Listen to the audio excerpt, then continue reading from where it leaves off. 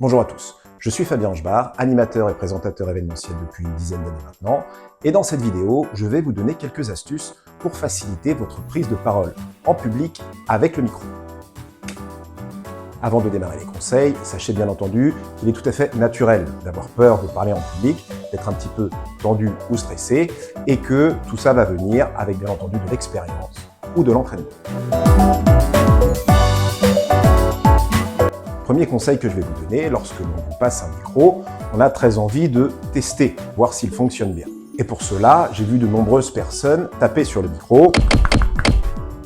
Ça marche. Alors, je vous déconseille de faire cela, car d'une part, ce n'est pas très agréable pour l'auditoire, et ça peut malheureusement abîmer un petit peu le matériel. C'est un peu comme si quelqu'un arrivait dans votre bureau le matin et se mettait à taper sur votre ordinateur pour voir s'il fonctionne. Ça ne marche pas vraiment. Donc, il est préférable de faire un test voix. Et si vous ne savez pas quoi dire, vous pouvez par exemple solliciter la régie pour savoir si on vous entend bien, ou alors commencer à convoquer votre audience. Oui, bonjour, vous m'entendez?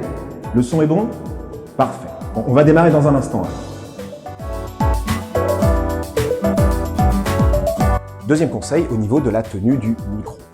Au démarrage, on est un petit peu tendu et stressé, on ne sait pas trop où on doit positionner le micro, à quelle distance. Je vous conseille d'adopter la méthode présentateur télé, c'est-à-dire de coller le micro sur votre menton en bloquant votre bras. Comme ça, vous pouvez vous déplacer, vous pouvez continuer de parler sans jamais avoir de problème de distance par rapport au micro. Ne vous calez pas sur les chanteurs et chanteuses célèbres qui, eux, doivent adapter la distance qu'ils ont par rapport au micro pour moduler l'intensité de leur voix. Cela évitera des discours comme ceci. Oui, alors je suis très content d'être avec vous. Et que nous allons parler de choses extrêmement importantes comme...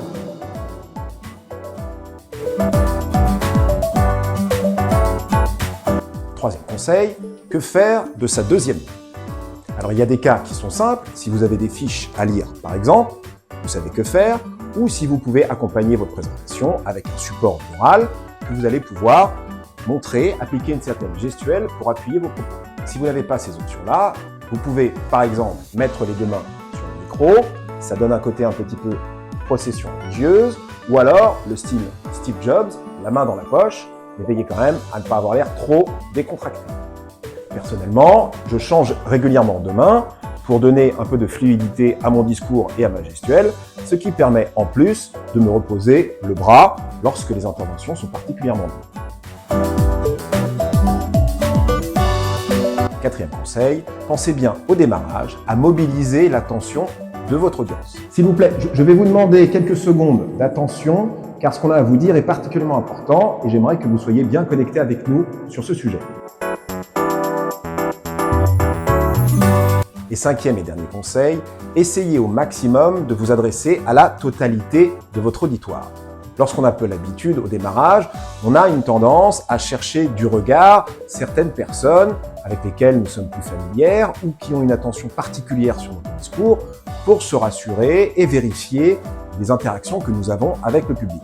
C'est normal, ça nous permet de nous calibrer et de nous rassurer, mais cela laisse un certain nombre de l'audience qui peuvent se sentir à un moment ou à un autre un peu exclus du sujet, et moralité, vous allez perdre leur attention. Voilà, j'espère que ces conseils vous aideront. N'hésitez pas à vous abonner à la chaîne pour retrouver d'autres contenus de ce style, et je vous garantis que, avec l'usage et la pratique, parler dans un micro devient un vrai plaisir et un grand kiff. À bientôt, ciao ciao.